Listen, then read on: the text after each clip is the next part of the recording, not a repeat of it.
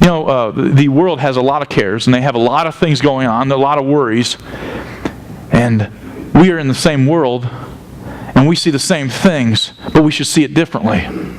We should see the way that we're doing things differently. When we see the golf spill down there, we should not be freaked out. When we see things that are happening in Washington that freaks us out about our faith, we shouldn't be freaked out. We shouldn't be moved.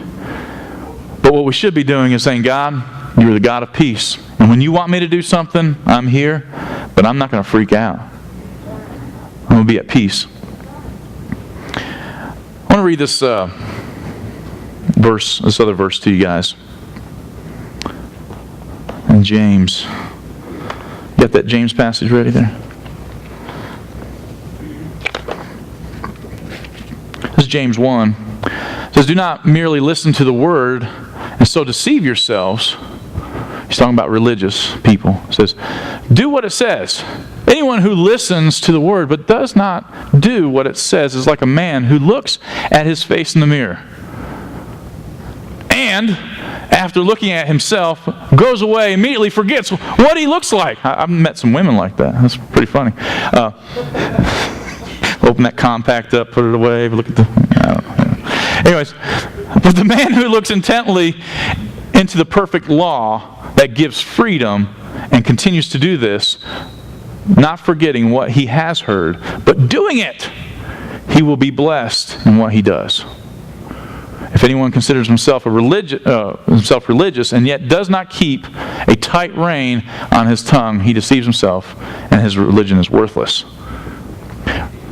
Religion, to be continued, the religion that God, our Father, accepts as pure and faultless is this: to look after the orphans and widows in their distress and keep oneself from being polluted by the world. Did you I like that? From being polluted by the world. We are so influenced all the time, and we were talking last couple weeks in youth group just about influences in our life, friends, and we as adults are influenced as well, all the time. Who you hang out with is who you become. If people are good influences on you, you're going to do good things. If they're bad influences on you, what's going to happen? Bad things happen.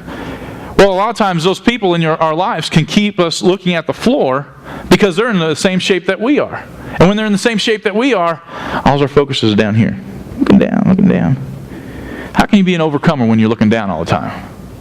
How can you be an overcomer when all your thoughts and feelings are on the floor?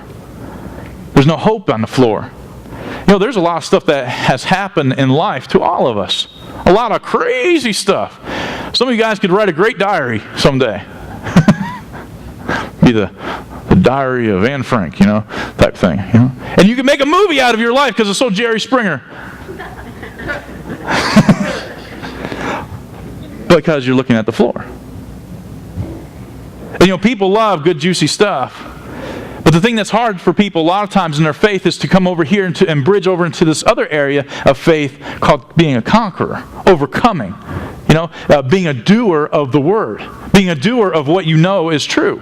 And a lot of times we like to say we're Christians and that we're good cornerstone people and we are all about the community, and when people look at us, they look at us and we're like, yeah, I like the way they look at us. They think we're all nuts. I'm like, yeah, that's awesome. We're the church with a big purple stripe around it, and it's like, yeah, I remember. And we like how we look as Cornerstone a lot of times, that we're a different and a unique church, and we are. And we love each other, but you know what? That can become a religion too. And who we are can easily become, well, we're better than you. We're doing more than you. We're more special. We've got Mark Lightfoot in our church. Look how special we are. He's a celebrity. His face is on a billboard. There's somebody. Look at that. And we like to have our little statues and say, wow, that's so cool. And one of my favorite things that we do here is VBS. And I was told this week that there's a lot of churches that are envious of our VBS, and I was like, who? Okay. And I'm thinking, there's so many people that build their whole reputation on things. and stuff that they do with their hands. And those are good things. But those are things that the moth will come in.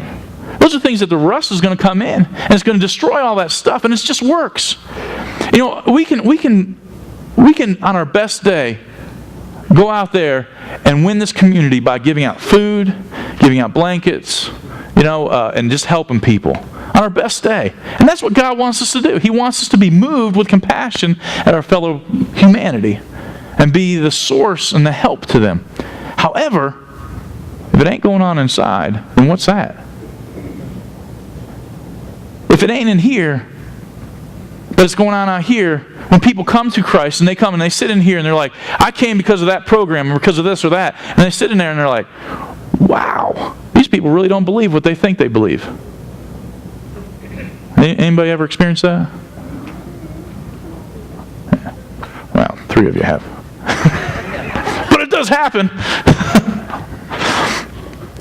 We need to go from that to this thing that I always like to talk about, and that is going from this guilt system to this conviction system. And that's what Jesus came to do. He came to relieve us from a guilt system and move us into a conviction system. When Adam walked with God in the cool of the day, it was because of relationship that he did the things that he did. My little kids, I have to tell them what to do and what not to do all the time. Don't do this, don't do this. Don't do this, don't do this. And at some point, I hope when they're old enough, I don't have to do that anymore.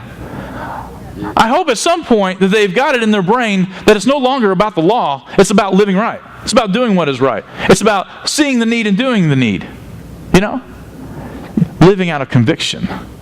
Doing what is right. It was funny because I was talking to a friend this past week and a half ago or so, and we were just talking about some stuff.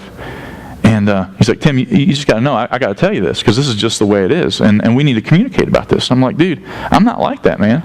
He's like, yeah, but other people have been like that in the past. And I'm like, I'm grateful that you told me that, and be very honest, because I'm a person that likes to be honest.